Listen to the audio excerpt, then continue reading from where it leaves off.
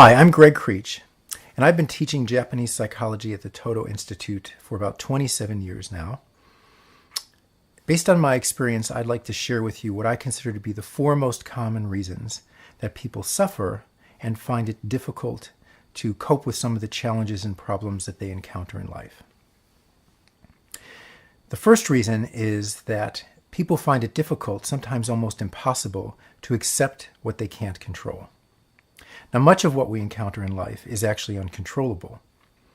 Yet we spend a tremendous amount of energy trying to get life to conform to our preferences and desires. Inevitably, we're going to run into events or people or illnesses or crises where we have no real control over the situation. And in those circumstances, we have to learn to accept the situation, or we'll find ourselves buried in some very difficult feelings like anxiety, resentment, even depression. The second reason is probably the least popular, so I just want to be very honest and straightforward about it. The second reason is self-preoccupation. Too often we find that our attention is focused on our body, its aches and pains, our feelings, our emotions, our thoughts, our disappointments, our discomfort. And what we've found over the years is that the research shows that self-focused attention is associated with nearly every psychiatric disorder. So a healthy mind is engaged with life and with the world around it. It's curious, it's connected. And when we get wrapped up in our own little world, we find that those are situations where we're much more likely to suffer and to struggle. The third reason is how we cope with our feelings and emotions, particularly strong feelings like anger or depression or anxiety. Too often we let those feelings determine what we do and don't do, how we act and don't act. And when we do that, what we find is that instead of responding to the situation in a constructive way, what we're doing is just simply reacting to our inner state, our inner feelings at the moment. And that gets us into a lot of trouble.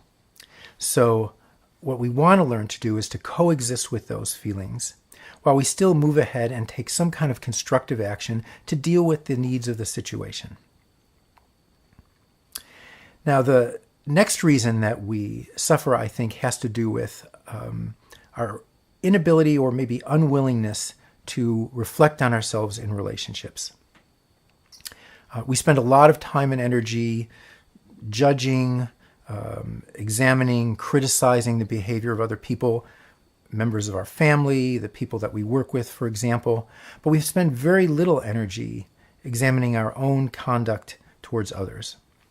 And so we find that instead of being in a situation where we're going through life appreciating the support and help that other people are giving us, that instead what we end up doing is just going through one complaint after another about other people's behavior and how they're treating us. Now, do you know anyone whose struggles or suffering is related to any of these four reasons? Or maybe more importantly, if you look at your own life, is there anything that you can see where some of your difficulties and challenges are related to these four reasons? Now, if there is, the solution is not insight or talking to a therapist in an office or even changing your thoughts. The solution is developing skill. Each of these areas that I've mentioned is associated with a skill. So, for instance, the first skill is acceptance. Number 2 is working with your attention. Number 3 is learning to coexist with your feelings while taking some kind of constructive action. And then the final skill, the fourth skill, is self-reflection. Those are the 4 skills.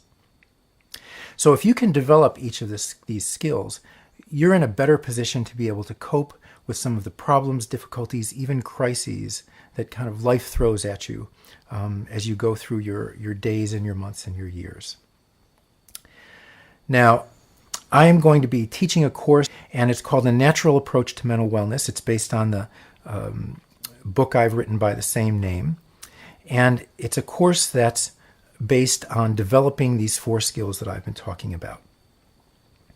So the foundation of the course is really an everyday ongoing practice or exercise that you can do over a period of a month. The course is a month long. And so each day you'll have an exercise that you can work on to help you develop one or more of these skills. Now, what I'm hoping is that by the end of the month, you'll be in a place where you've developed more skill in these areas, and you'll be able to then deal with your life situations that come up in a much more effective way. So if you're interested in joining me for this course, you can either go to our website to get more information, or you can contact me by email at the address that I'm providing on this slide. But in any case, I hope that you'll join us, and thanks and have a great day.